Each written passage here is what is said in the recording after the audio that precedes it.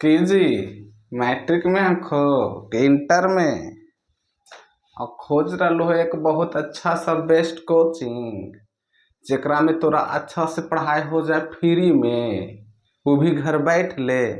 ता देर काहेल कर रहा खो, ज्वाइन करहो ने अमन एकेडमी, जेकरा में हम तोरा पढ़ेबो बहुत ही सुंदर तरीका से बउआ नूनू जिसन हिंदी और इंग्लिश। तू मैट्रिक में हो या इंटर में, नंबर है तो बहुत जबरदस्त।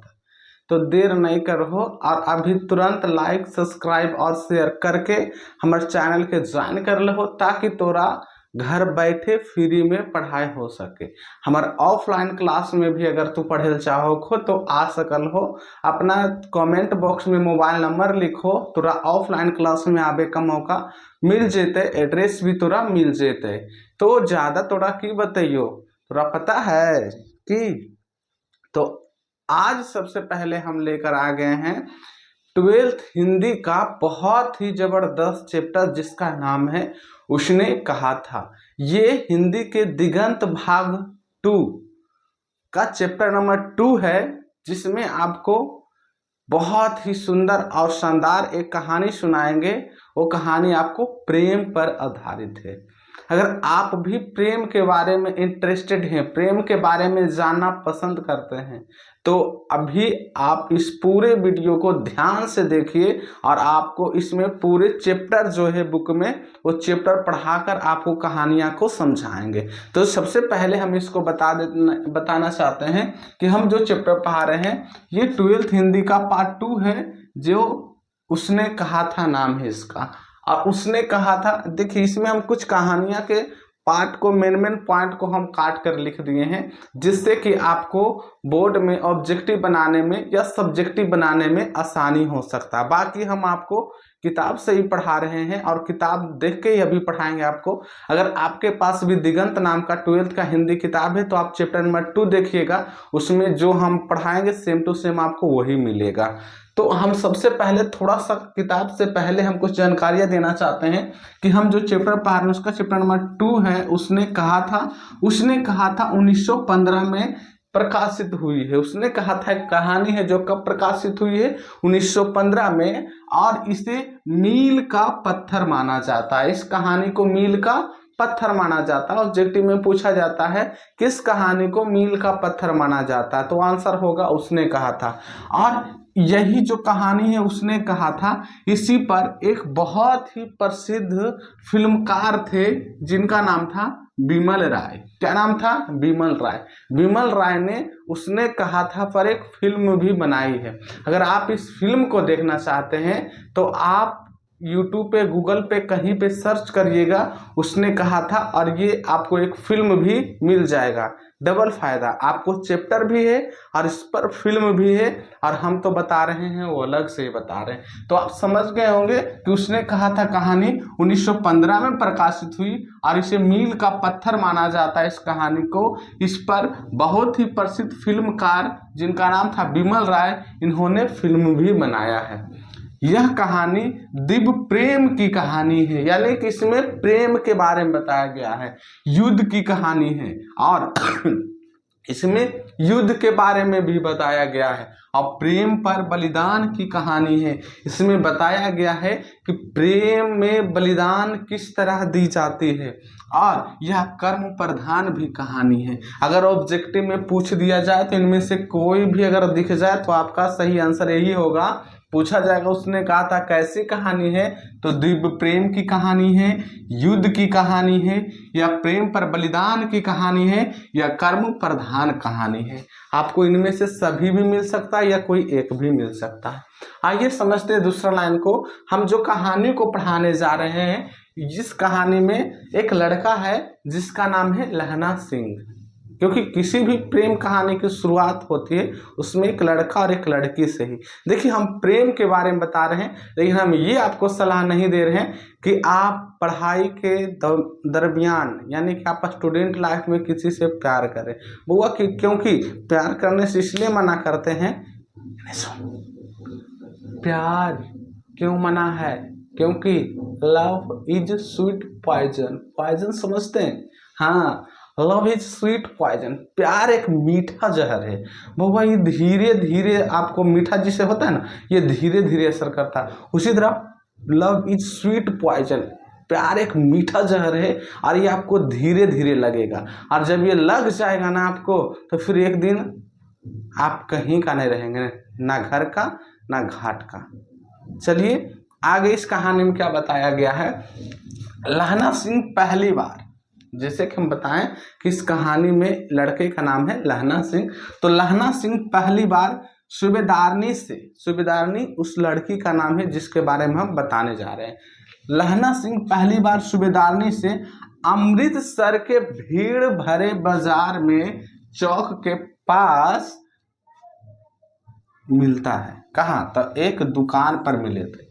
यानी कि जिस तरह किसी फिल्म की शुरुआत होता है तो कहीं ना कहीं एक लड़के और एक लड़की की मुलाकात कहीं ना कहीं से शुरुआत दिखाया जाता है। इसमें भी इन दोनों की मुलाकात, ये लड़के के और एक लड़की की मुलाकात अमृतसर के भीड़ भरे बाजार के चौक के एक चौराहे पर जो दुकान था वहाँ इन दोनों की मुलाकात होती है।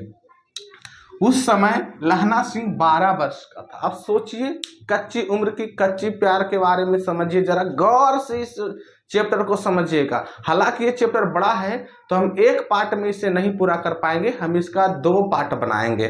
तो यहाँ पर कहा गया है इस समय लहना सिंह का उम्र 12 वर्ष के थे और सूबेदारनी के उम्र 8 वर्ष का था। सोचिए, इतना कच्ची उम्र में प्यार के बारे में बताया गया होगा, तो सोच सकते हैं कि जब हम शुरू से अंत तक इस चैप्टर को पढ़ेंगे तो कितना ही मजेदार होगा। मात्र एक 12 साल का लड़का और एक 8 साल की लड़की की एक दिव्य प्रेम की कहानी है जो हमारे इस चैप्टर में अमर बना गया है। यानी कि इसे अमर कहानी भी माना गया है, एकदम अमर है बाबू।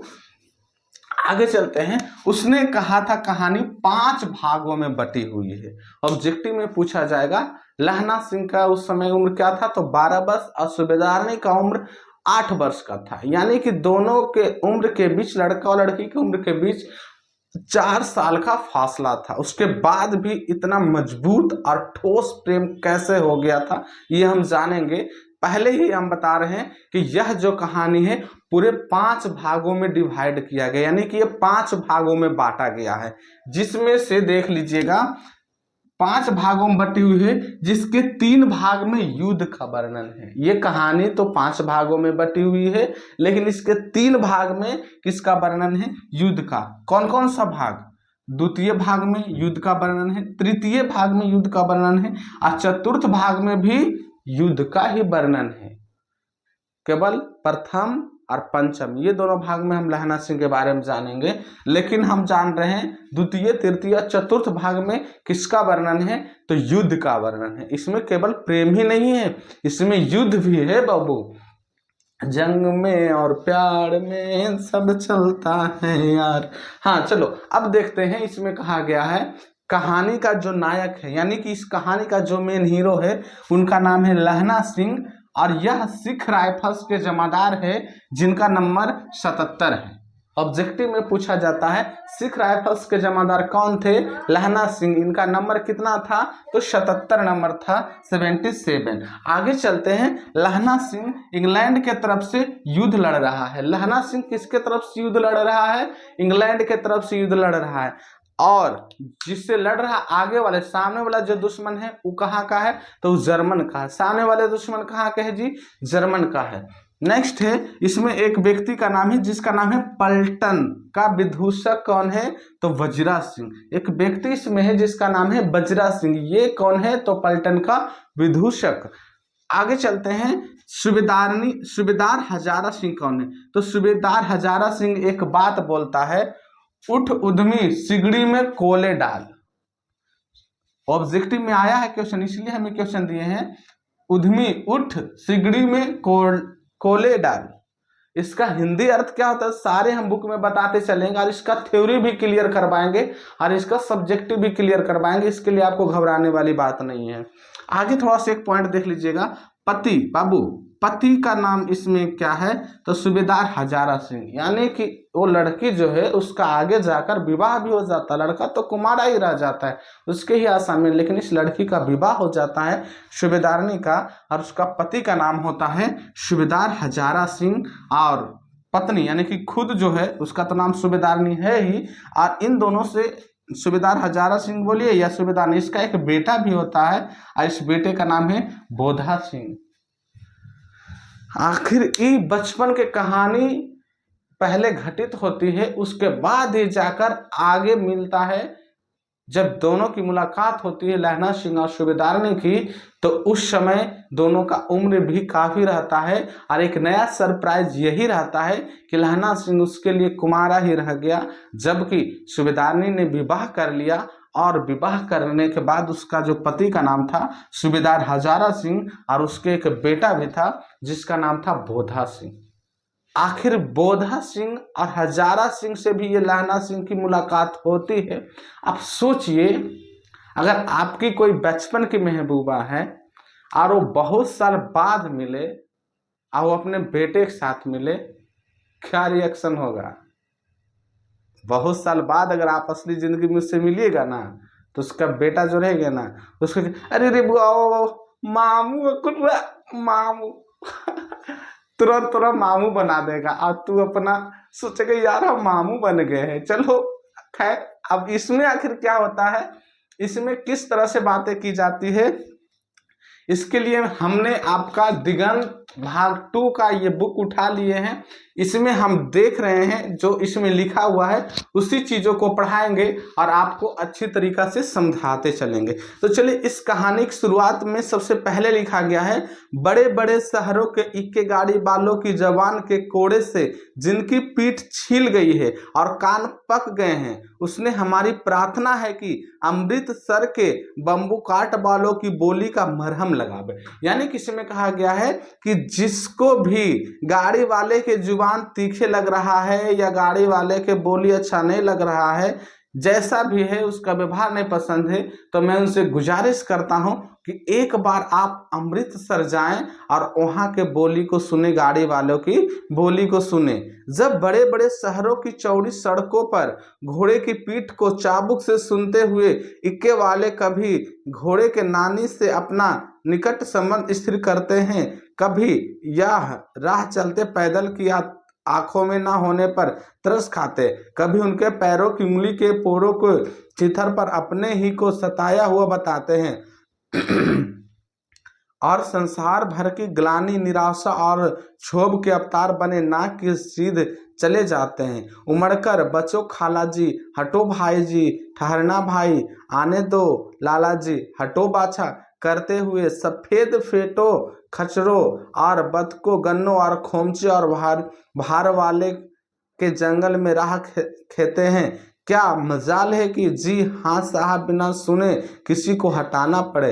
यह बात नहीं कि उनकी जीभ चलती नहीं, चलती है, पर मीठी छुरी की तरह महीन मार करते हैं। यदि कोई बुढ़िया बार बार चेतावनी देने पर भी लीक से नहीं हटती, तो उनकी बचन वाली का ये नमूने हैं, हट जा सीने जोगिए, हट जा कर्मा वालिए, हट जा पुता प्यारिए, बच जा लंबी बालिए। समस्त में इनका अर्थ है कि तू जीने योग्य है, तू भाग्यों वाली है, पुत्रों का प्यारी है, लंबी उम्र तेरे सामने है, तो क्यों मेरे पहियों के नीचे आना चाहती है, बच जा।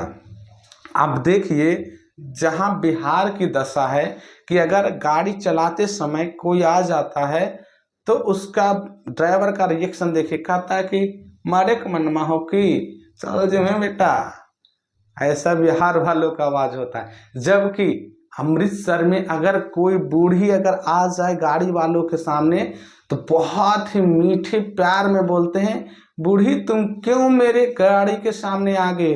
अरे तू अपने पुत्रों को प्यारी है, तुम्हारे घर पर बच्चे राह देख रहे हैं, तुम क्यों मरना चाह रही हो? वहाँ जी कहकर बोला जाता है, बाबू कहकर बोला जाता है, भैया कहकर बोला जाता है, और किसी का मजाल ना हो कि बिना जी कहे रह सके। यानी कि सब मिला जुला कर कहें तो वहाँ के बोली में बउआ मीठा रस चूता है। आप ड्राइवर की बोली बिहार में देखिए, एकदम अभद्रता से बोली जाती है, इसमें से कुछ अच्छे लोग भी हैं।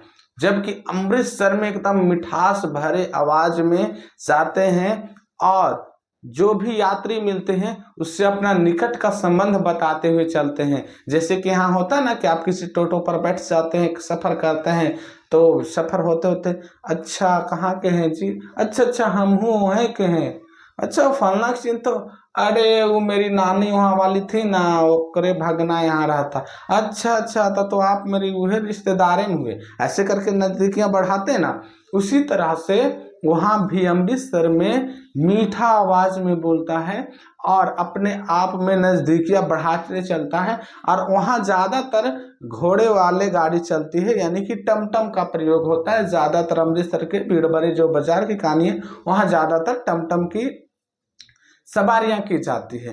तो अभी फिलहाल जो यहाँ तक आपको पढ़ाएं, यहाँ तक में भी कुछ क्वेश्चन बनता है। जैसे जैसे क्वेश्चन बनेगा हम आपसे क्वेश्चन भी करते जाएंगे और इसका आंसर भी बताते जाएंगे। जैसे कि यहाँ तक में क्वेश्चन बनता है, इक्के वाले किसकी पीठ पर कोड़े बरसाते हैं। कोड़े बचपन में जो हम खेला करते थे ना, जिस तरह के चाबुक टाइप से, तो पहला क्वेश्चन इससे बनता है, इक्के वाले किसकी पीठ पर कोड़े बरसाते हैं, तो आंसर में होगा घोड़े की पीठ पर। दूसरा क्वेश्चन इसमें बनता है, जहां तक पढ़ा वहां तक की बात कर रहे हैं, इक्के वाले नाक की सीध में क्यों चलते रहते हैं, तो आंसर होगा मन में संसार भर की ग्लानि होने के कारण। ग्लानि समझ रहे हैं, दुनिया भर के चिंता टेंशन सब मन में रहता है। तीसरा क्वेश्चन बनता है, इक्के वाले लोगों को रास्ते से हटाने के लिए किन किन शब्दों का प्रयोग करता है। यानी कि जो इक्के वाले गाड़ी वाले हैं, जब रास्ता पर कोई आ जाता है तो उसको हटाने के लिए क्या बोलते हैं। बिहार में क्या बोलते हैं तो बता ही दिए, लेकिन अमृतसर के लोग क्या बोलते हैं तो देखिए क्या बोलते हैं, बच्चों खालसा, हटो भाईजान, ठहरना भाई, हटो बादशाह, ऐसे प्यार भरे मीठे मीठे बोली बोलकर उसे क्या करते हैं तो शायद करते हैं। चौथा क्वेश्चन यह बनता है, इक्के वाले बुढ़िया को हटाने के लिए क्या कहता है, तो देखिए आंसर इसका ये होगा, हट जा जीने जागिए, हट जा कर्मा बालिए, हट जा पूते प्यारिए, बच जा। यानी कि जब बूढ़ी आ गई थी रोड के सामने, यानी कि उनके गाड़ी के सामने, तो ये बोल रहा था हट जा जीने जोगिए, यानी कि हट जा, तू अपने बच्चों की प्यारी है, तुम कर्म वाली हो, तुम अभी जीने योग हो, क्यों तुम मेरे गाड़ी के सामने आकर अपना जान गंवाना चाहती हो। इतना प्यार भरे भाषा बोलकर उन्हें हटाया जाता है।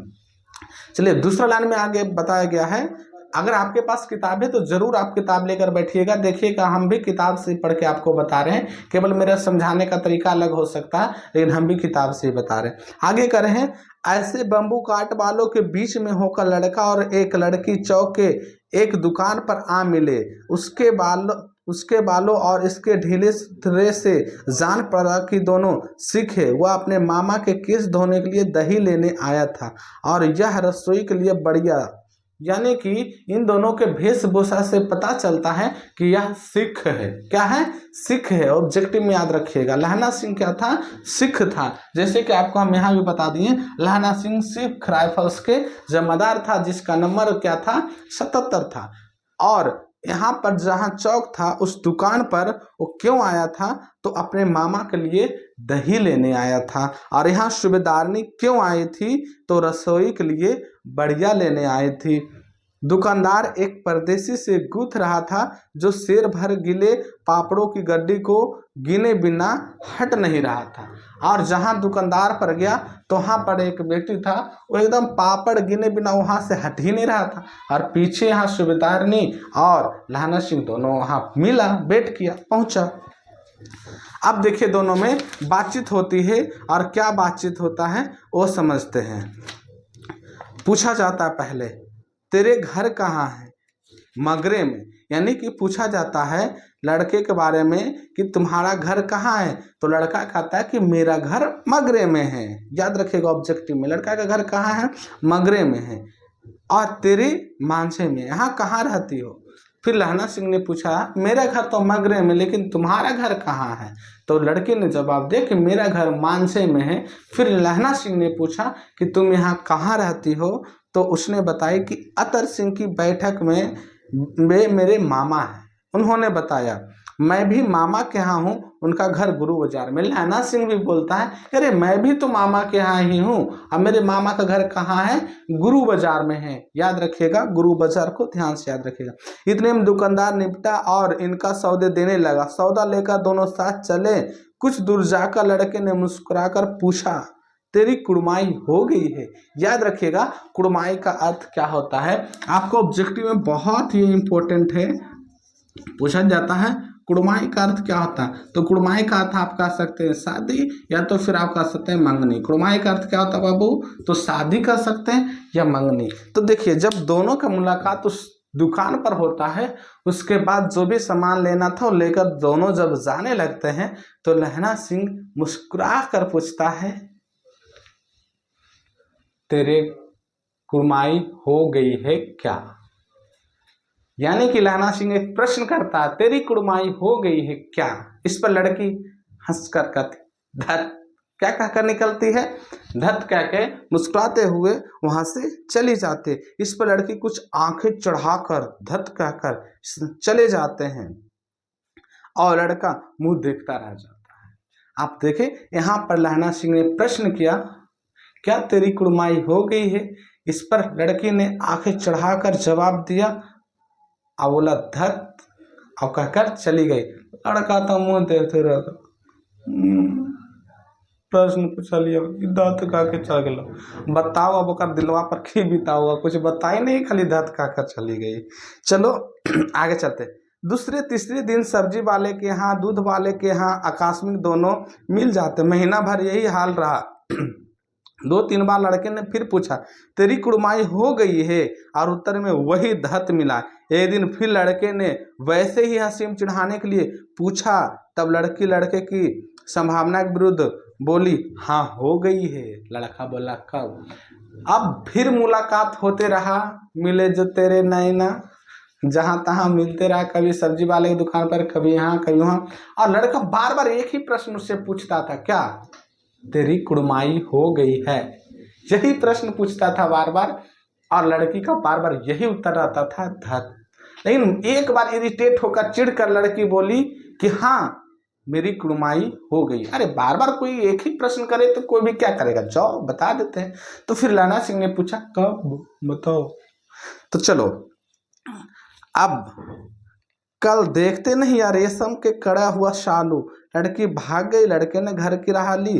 रास्ते में एक लड़के के को मोरी में ढकेल दिया। एक छाड़ी वाले के दिन भर की कमाई खोई हुई। एक कुत्ते को पत्थर मारा और एक गोभी वाले के ठेले में दूध उड़ा दिया। सामने नहा कर आते हुए किसी वैष्णवी से टकराकर अंधे को उपाधि पाई।